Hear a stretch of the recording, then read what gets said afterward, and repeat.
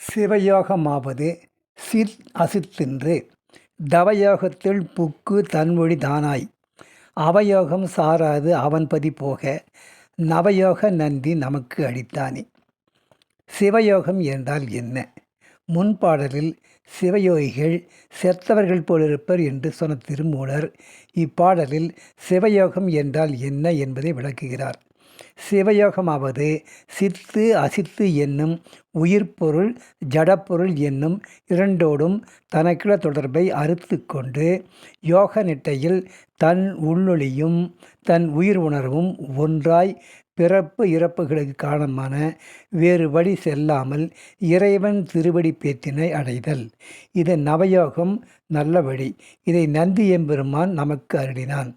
நவயோகமாவது ஆத்ம பூசை, உள்ளத்துள் உள்ள இறைவனை உணர்வு ஒன்றி வழிபடுதல். அவம் கேடு.